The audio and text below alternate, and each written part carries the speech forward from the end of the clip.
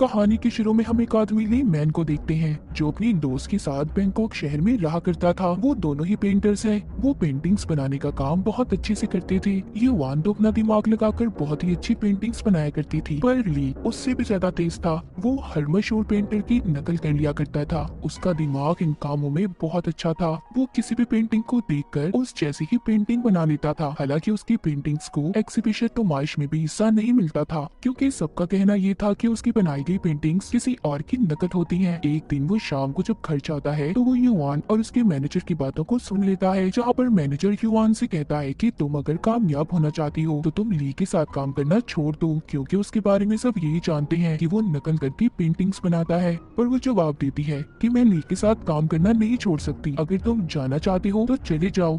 एक दिन उनकी पेंटिंग्स को नुमाइश में हिस्सा मिलता है, जहाँ पर लोगों को युवान की पेंटिंग्स तो बहुत पसंद आती है, पर ली की पेंटिंग को कोई भी पसंद नहीं करता। तभी वहाँ पर एक आदमी आता है जो ली की बनाई गई पेंटिंग्स की बहुत बेइज्जती करता है। कहता है कि ये कैसी पेंटिंग्स हैं, ये तो सब नकल कर बनाई गई है। इस बात पर युवान को बहुत गुस्सा आता है। वो उस आदमी पर शराब गिरा देती है और उसे बाहर निकाल देती है। तभी फौरन से ली उस आदमी के पीछे जाता है ताकि वो युवान के ऐसे रवैये की उससे माफी मांग सके। उसके पास जाकर ली को पता चलता है कि उस आदमी ने ये सब कुछ जानबूझकर किया था। वो अकेले में ली से मिलना चाहता था। आदमी ली से कहता है कि तुम जैसे काम करते हो, तुम्हारी काम करने का तरीका, तुम जैसे पेंटिंग्स की नकल करते हो, तुम अपने काम में माहिर हो, मैं तुम्हारे टैलेंट को बहुत अच्छे से जान सकता हूँ। फिर वो एक बार में मिलते हैं और शराब पीते हुए बातें करते हैं। वो आदमी उससे कहता है कि मुझे तुम्हारी नकल करने का तरीका बहुत अच्छा लगता है और तुम जानते हो तुम्हारे इसी हुनर की वजह से तुम्हारी किस्मत बदल सकती है। मेरे पास तुम्हारे लिए एक बहुत ही अच्छा काम है। सभी बातचीत करने के बाद ली दोबारा उसी जगह पर जाता है जहाँ पर उसकी पेंटिंग्स को नुमाइश के लिए लगाया गया था। वहाँ जाकर वो अपनी पेंटिंग को ही जला देता है जिसकी बेइज्जती की गई थी। ली अपने इस काम से बहुत खुश था। ये सब करने के बाद वो उसी आदमी को बुलाता है जिसने ली की पेंटिंग की जानबूझकर बेइज्जती की थी। मिलकर उससे कहता है कि मैं तुम्हारे साथ काम करने के लिए तैयार हूँ और बताओ मुझे किस तरह की पेंटिंग्स बनानी होंगी। वो आदमी ली को $100 का नोट देकर कहता है इसकी नकल। यहाँ पर ली को पता चलता है कि वो आदमी तो उससे बहुत सारे नकली नोट्स बनवाना चाहता था ताकि उन नोट्स को कोई पहचान न सके। वो कहता है कि हम इतने ज्यादा नकली नोट नहीं छाप सकते, इसीलिए मैं तुम्हारे हुनर का इस्तेमाल करके कामयाब हो सकता हूँ। मैं तुम्हें इस काम में अपनी टीम का हिस्सा बनाना चाहता हूँ। ये बात सुनकर पहले तो ली थोड़ा परेशान हो जाता है क्योंकि ये काम गैर कानूनी था, पर जब वो ये बात सोचता है कि इन सब के बाद वो बहुत से पैसों में खेलने वाला है तो वो इस काम को करने के लिए मान जाता है। ये सब बातचीत करने के बाद ली वापिस से जब अपने घर जाता है तो देखता है युवान भी घर छोड़कर चली गई थी, क्योंकि जिस पेंटिंग को ली ने जलाया था उसके पैसे युवान को भरने पड़े थे। अगले सीन में हम देखते हैं कि ली उस आदमी के साथ एक प्राइवेट प्लेन में है। वो दूसरे शहर जा रहे थे। ली उस आदमी से कहता है कि मैं अब वापस तभी आऊंगा जब मैं बहुत सारे पैसे कमा लूंगा। मैं तभी युवान के पास जाऊंगा।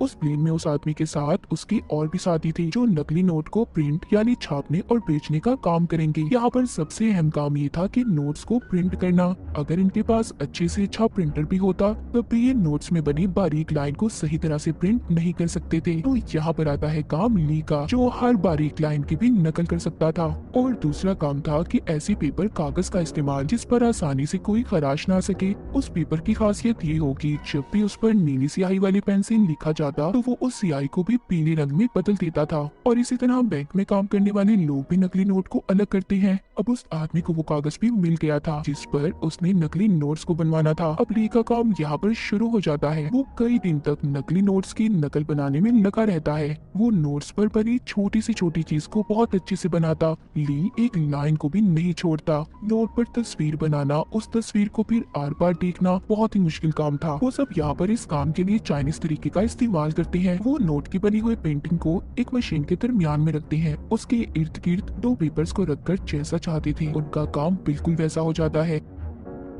अगला काम नोट को छापने का था। उस आदमी की टीम का एक आदमी अपनी महारत से बहुत अच्छे से उन नोट्स की बारीकी को भी सही तरह छापता है। वो देखते हैं उनका हर काम बिल्कुल ठीक तरह से होता जा रहा था। वो हर टेस्ट में पास हो गए थे। उन्होंने उस पेपर को भी ढूंढ लिया था जिस पर इन्होंने नोट्स को छापना था। वो एक कंपनी में जाते हैं जहाँ पर वो कंपनी उसी पेपर का इस्तेमाल करती थी। उसका साइज नोट छापने का बिल्कुल ठीक था, इसीलिए वो आदमी बहुत सारे पेपर खरीद लेता है। यहाँ पर कोई उन लोगों पर शक ना करे, इसलिए वो सब कह देते हैं कि उनकी कंपनी किताबें छापने का काम करती है, इसीलिए वो इस पेपर को खरीदना चाहते हैं। अब उनके पास वो पेपर भी पहुंच जाता है। उन्होंने बहुत से नकली नोट्स बना लिए थे। वो एक कबाड़िए की दुकान के जरिए अपने काम को शुरू करते हैं और अपने बहुत से कस्टमर्स तक नकली नोट को पहुंचा देते हैं। 6 महीने तक ली उस नकली नोट छापने वाले आदमी के साथ बिजनेस करता है। अब वो ली का बॉस बन गया था, जिसके बाद ली वापिस से अपने शहर में आ जाता है और अपनी दोस्त युआन के घर जाता है, क्योंकि उसके पास उसकी एक चीज थी जिसको वो वापस करने गया था। वो युआन से वहाँ पर नहीं मिलता, उस चीज को वो रखकर वापस आ जाता है।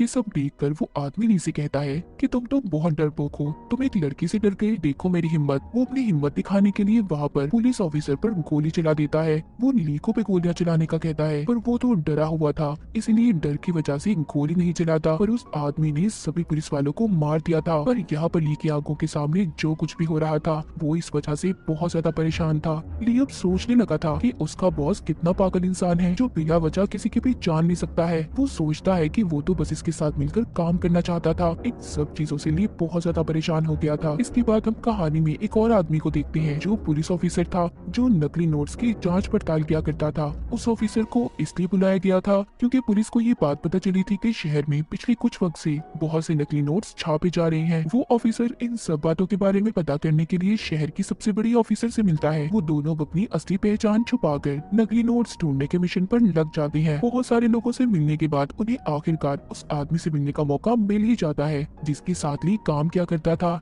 यानी कि ली का बॉस। वो दोनों उस कश्ती में पहुंच जाते हैं जहाँ पर वो उससे मिलने वाले थे, पर वो खुद नहीं था, बल्कि वहाँ पर ली के बॉस की आदमी थे। वो दोनों ऑफिसर को जानने के लिए उनकी काफी छानबीन करते हैं, पर उन्हें उनकी सच्चाई का पता नहीं चलता। इसीलिए ली के बॉस के आदमी उन पर भरोसा कर उन्हें अपनी टीम में शामिल कर लेते हैं। दूसरी तरफ ली अपने बॉस के पास जाता है और उससे कहता है कि सॉरी, अब मैं आपके साथ काम नहीं कर सकता, मैं आपकी टीम को छोड़कर जा रहा हूँ और मैं जल्दी आपके लिए एक ऐसे आदमी को ढूंढ लूंगा जो आपके साथ मिलकर काम करेगा और पेंटिंग्स भी बना लेगा। ली का बॉस इस बात को मान जाता है और कहता है ठीक है, तुम जाना चाहते हो, तुम जा सकते हो। इसी तरह काफी वक्त गुजर गया था। हम देखते हैं कि ली के बॉस के आदमी पूरी दुनिया में फैल गए हैं और मजे से नकली नोट्स को फैलाने का काम कर रहे हैं। इस काम से वो बहुत सारे पैसे कमा रहे थे और साथ ही साथ उनके नोट्स की मांग भी बढ़ती जा रही थी। शहर का एक डॉन भी नकली नोट्स को खरीदना चाहता था। वो इसीलिए ली के बॉस को बुलाता है ताकि वो उससे नकली नोट खरीद सके। पर हमें यहाँ पर एक और बात पता चलती है कि बहुत वक्त पहले डॉन ने ली के बॉस के डैड को मार दिया था।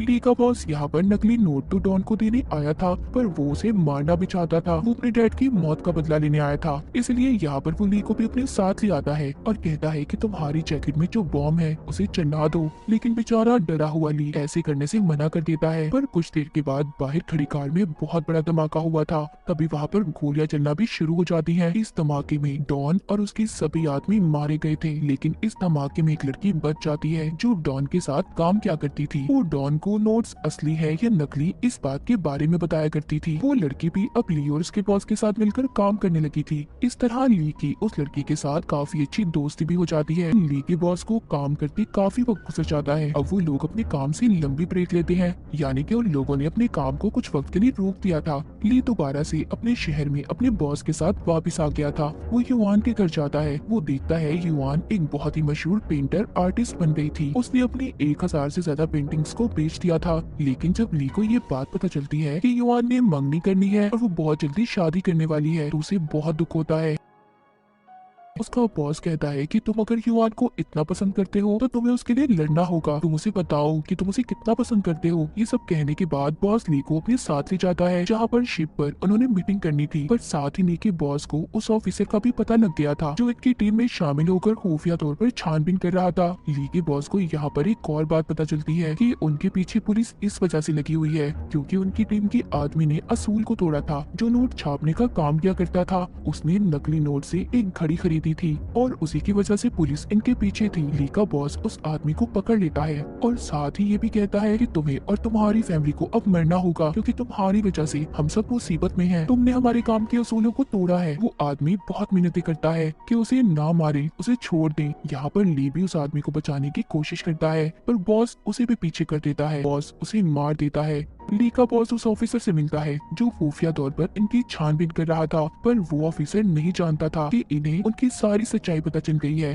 बॉस वहाँ पर ली को बुलाकर कहता है कि इस ऑफिसर को तुमने मारना है। ली बहुत ज्यादा डरा हुआ था। उसका बॉस ली के डर को खत्म करने के लिए वहाँ पर युआन और उसके मंगेतर को भी अगवा कर ले आता है। वो ली को गन देता है और कहता है कि इन दोनों ने तुम्हें बहुत दुख दिए है ना, इन्हें मार दो। मैं जानता हूँ तुम ऐसा जरूर करोगे क्योंकि तुम इनसे बहुत नफरत करते हो। मगर ली इस बार भी गोली चलाने से मना कर देता है, पर इस बार उसका बॉस बहुत ज्यादा गुस्से में आ गया था। ली का बॉस गुस्से में युआन पर गोली चला देता है, पर यहाँ पर ली ने युआन को तो बचा लिया था, लेकिन उसका मंगेतर मारा जाता है। इधर ही वो लड़की भी जो डॉन की साथी थी, वो ली को यहाँ से बचाकर ले जाती है क्योंकि वो जानती थी कि बॉस अब ली को मार देगा, इसलिए यहाँ पर वो सब पर गोलियां चला देती है। इस लड़ाई में ली के बॉस के सभी आदमी मर गए थे और आखिर में ली भी अपने बॉस पर गोली चलाकर उसे मार देता है। अब यहाँ से वो लड़की ली को एक होटल में लेकर जाती है। वो दोनों यहाँ पर आकर बहुत डरे हुए थे क्योंकि उन्हें लगता था कि बॉस अभी भी जिंदा है, क्योंकि उसकी लाश अभी तक पुलिस को नहीं मिली थी। ली यहाँ से दोबारा युआन के पास जाना चाहता था